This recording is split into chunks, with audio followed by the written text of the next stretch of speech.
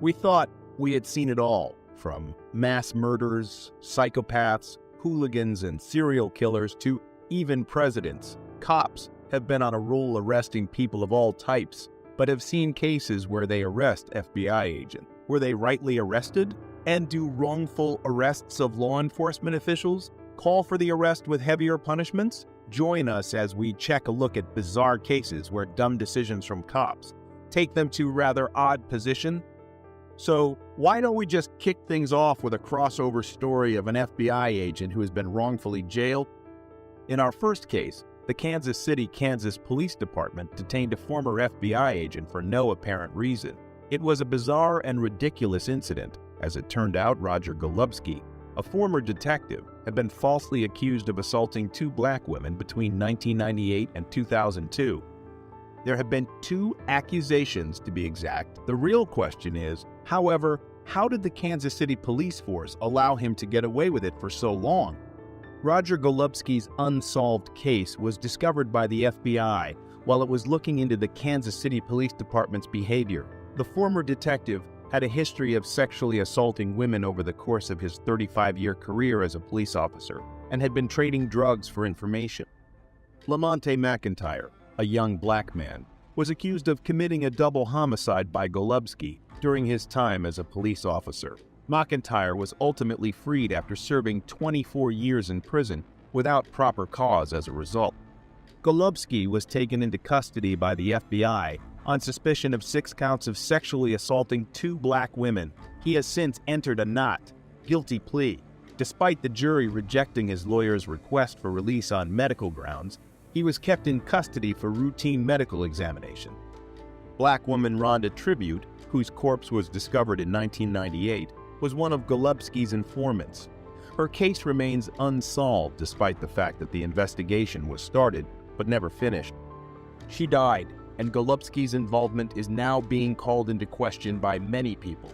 That is exactly what we are saying. Many civil rights advocates across the nation have praised the arrest of Golubski, but it also raises serious questions about police behavior and the abuse of their authority.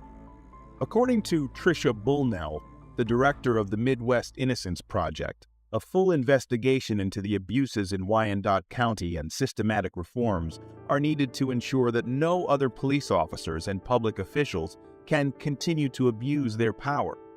As more of Golubski's crimes were discovered, it became clear that the Kansas City Police Department needed significant restructuring. Several inquiries remain unanswered as a result of the FBI's inquiry into the department. Roger Golubski's arrest was long overdue, but it's worth noting that it was the FBI, not the Kansas City police, who brought him to justice. Next up, with the arrest of 2 Drug Enforcement Administration officers by the FBI in Nassau County, Florida, the situation has unexpectedly turned around. The DEA, a law enforcement organization renowned for its aggressive efforts to combat the drug trade, has charged 2 officers with drug-related offenses. But the system's level of dysfunction clearly remains unclear. While selling drugs, including cocaine, that had been seized to willing customers, Sergeant James Hickox was captured with his hand in a cookie jar. His greed knew no bounds as he also combined drugs with other substances to make up the weight difference and kept parts for himself. In his bedroom closet, the FBI discovered 3 shoeboxes, each containing $100,000 in cash. They also discovered another $200,000 hidden in his garage. Hickox claimed that he borrowed the funds for his claim by partaking in his gambling habit when asked where the money came from. Hickox's actions have hurt the DEA's reputation and are obviously a breach of his obligations as a law enforcement officer. Joshua Erie, a highway inspector, had been covered in the same drugs that had to be seized, even going so far as to legally approve the prescription of 43 oxycodone pills. He purchased drugs from drug dealers. As if that weren't enough, while under the influence of drugs, he acquired a gun. Due to the fact that he was trusted with the law rather than the law itself, Erie's actions were not only wrong, but also dangerous. The surprise arrest of these officers leaves the public wondering just how pervasive corruption is within law enforcement organizations. Sheriff Bill Leeper expressed his dissatisfaction by saying, "I think we need to make sure law enforcement personnel who violate the law are held accountable. When I learned of the accusations, I was shocked, let down, repulsed, and beyond angry. These incidents where the police ran into the FBI were some of the most shocking ones. We now look at our last and final case. A significant mishap that made headlines involved the case of mistaken identity between a Florida deputy and an FBI agent. When he received a call from a man claiming to be an FBI agent and asking to meet him in a nearby parking lot, Officer Gordon found himself in a precarious situation. This is a classic illustration of what can go wrong if a person doesn't confirm the identity of the person they're meeting, especially when speaking to a police officer. I do, but I don't understand what the problem is with your meeting me at the office. I'll talk to the U.S. Attorney's Office about it. Cut off the recording device now." "Okay, well, I will when I leave the area, sir." "Well, I will when I leave the area, sir." Asked the officer to turn off his recording device. Suspicions should have been aroused. However, Officer Gordon continued to record the conversation, a classic move. This was a wise decision as well, because it provided proof of what had happened, which, as you can probably guess, didn't turn out too well for Officer Gordon.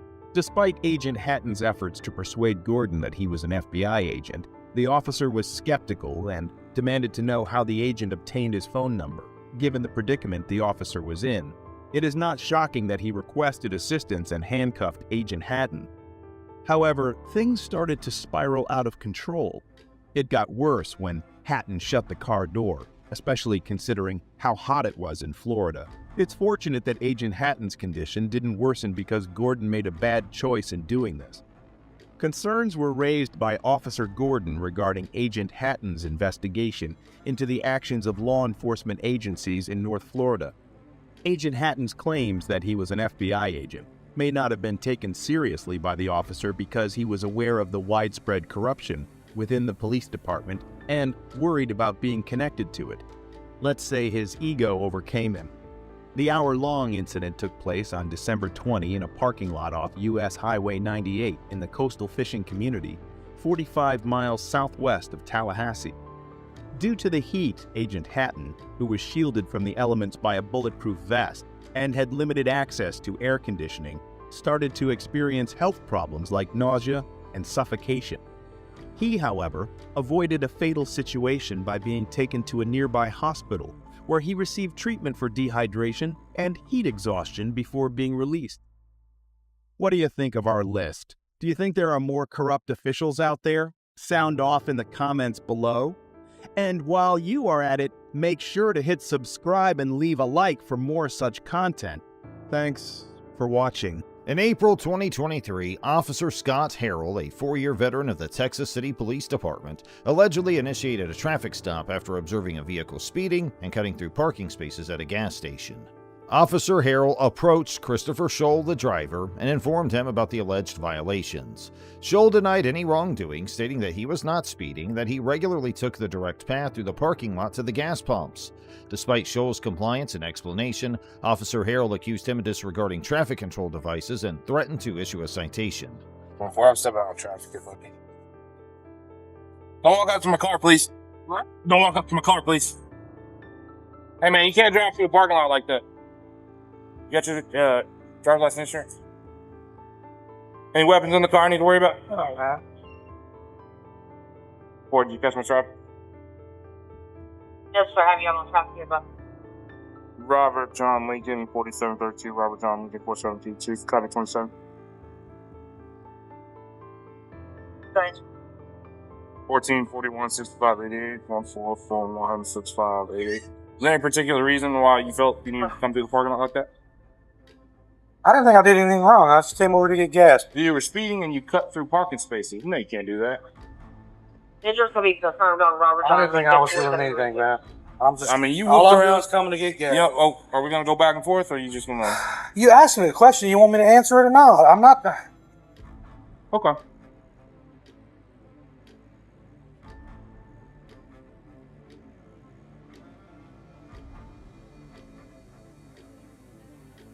If anything, I thought I was going even slower than normal. No, sir. Because normally people don't even park where you park, and that's the direct path to the gas pumps. Through the parking spaces is the I direct. do realize that.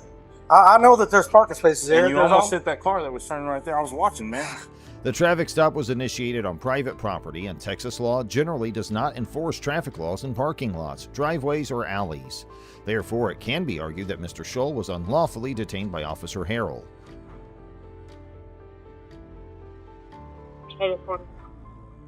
Thank you. Meanwhile, the officer asked the man to show his license and checked it within his system if there was anything suspicious, but everything was clean.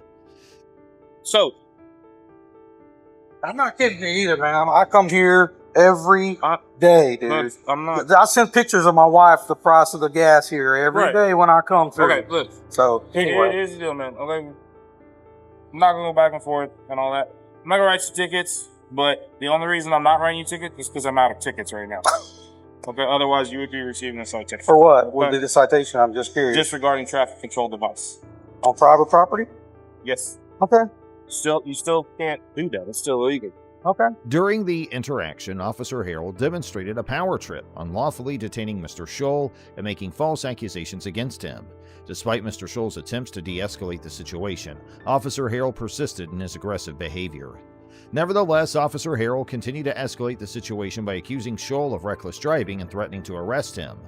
Eventually, Officer Harrell arrested Mr. Scholl, claiming he believed Scholl would continue to engage in unsafe behavior in the future. I was sitting right there, and he came through the parking lot and cut through all the spaces. He came through so fast and whooped into here, and there was a white truck. The white truck had to slam on its brakes. So I come over here. I was just going to be like, hey, man, chill out. Like, chill out. Don't be like that. But he wanted to go back and forth and argue with me and give me all kinds of stuff. And, like, I didn't have any tickets, and I didn't grab a rider this morning. So I was like, man, look, it doesn't have to go this way. He kept going back and forth, so I was like, all right, that's good. Another officer arrived at the scene, and Officer Harrell recounted the situation, portraying himself as the victim and Mr. Scholl as the aggressor. However, Officer Harrell realized his misconduct and decided to handle the situation differently. He cited Mr. Scholl for disregarding traffic control devices and allowed him to leave. What motorcycle did you see? Anything?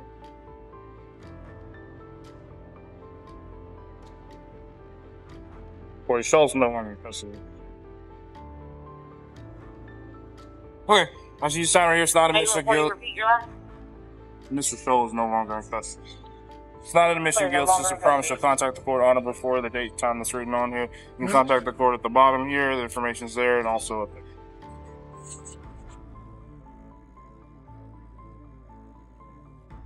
Free to go, sir. Following the incident, Officer Harrell was placed on administrative duty and is under investigation by the Internal Affairs Department. The Texas City Police Department has strict policies against violating individuals' rights during encounters. Chief Joe Stanton announced that the results of the investigation will be made public once a final disposition is reached. Mr. Scholl, who considers himself pro-police, viewed the traffic stop as unjustified and a violation of his rights. He plans to take the case to trial and is considering civil action against the department. He has set up a GoFundMe campaign to cover legal fees for the potential lawsuit. And now let's move to another video. In a recent encounter involving the Cleveland Heights Police Department, a female officer was observed recklessly pulling in front of another vehicle while conducting a traffic stop.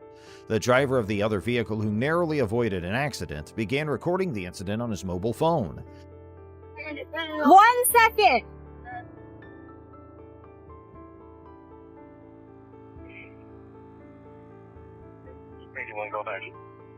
A1 radio, stand by. It's going to be on Mayfield across from the first access road. Send me another unit because another party does not know how to yield to licensed sirens, and he's sitting here recording me. Say that I'm looking at him off the road. You okay? Yeah, I'm Okay. I'm Officer Lewis with Cleveland Heights. The reason I'm for the traffic stop is the plates on the vehicle are expired. Yeah, Not even a big deal. Do you know that guy behind me in the Porsche? I was trying to hurry up and move over. You're good. No, you're good. You did the right thing. I'm put my lights out and sirens. He did not move over. As the officer stepped out of her patrol vehicle, the officer expressed his concern over the near collision. The officer instructed the driver to wait while she proceeded with the traffic stop. However, the driver patiently parked behind the patrol vehicle and continued recording. The officer initially admitted her mistake and apologized to the driver, but during their conversation, she suddenly changed her stance, blaming the driver for her own errors. Apologize. You almost ran me off the road. I initiated my lights and I didn't hear sirens. anything. What, was your music on? Because I had the lights and sirens man. on, sir. You apologize. I apologize. You're wrong. He stopped I'ma let it abruptly. go. Okay, I'm not wrong. The lights and sirens were activated. You ran me Okay, off the road. I did not almost. do that, sir. The lights and sirens So on what my do you apologize marked for? patrol because he stopped abruptly, causing me to stop And I almost abruptly, caused an causing accident. you to stop abruptly. Right. And I apologize for that. However, the lights and sirens were on. Okay, the police vehicle is marked. You can clearly see it's a marked You're next to patrol me, man. vehicle. I initiated lights and I don't wanna sirens. argue with I'm not going to argue, and I'm telling you I do. I'm going to tell you I do apologize Right. that he did stop But I'm abruptly. going to tell you the disconnect. Nobody was I'm wrong. going to tell you the disconnect, right? So between the public and you as a public You want servant, me to just that driver check, okay? if it's something wrong and you actually Yeah. did it, all you say, my bad. I'm And sorry, I did. I just and said, keep going. I Instead said of my saying- bad. I said I activated a I initiated a traffic stop in a marked vehicle with lights and sirens. Right. If you didn't hear the sirens or see the lights, I mean, you called back up to your thing. well, I called back up because somebody was getting out of a cop car. The situation escalated when the officer called for backup and her supervisor, a sergeant, arrived at the scene. The sergeant immediately confronted the driver, accusing him of obstructing and interfering with the traffic stop despite not being present during the initial interaction.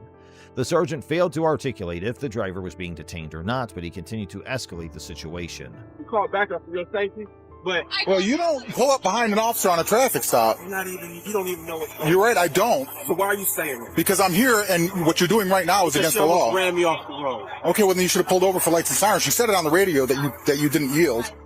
And it's on dash cam, I'm assuming. It's just a disconnect, man. Sir, I'll tell you what, let her finish her business and then we can sit down and talk like we're adults. good. I'm gonna let him go. We're good. I'm gonna let him go. Yeah. What? I'm sorry. What was your last name?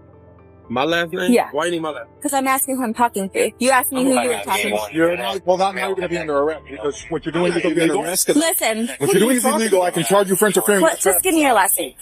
Why? Because I'm conducting business with you right I'm now. not being detained.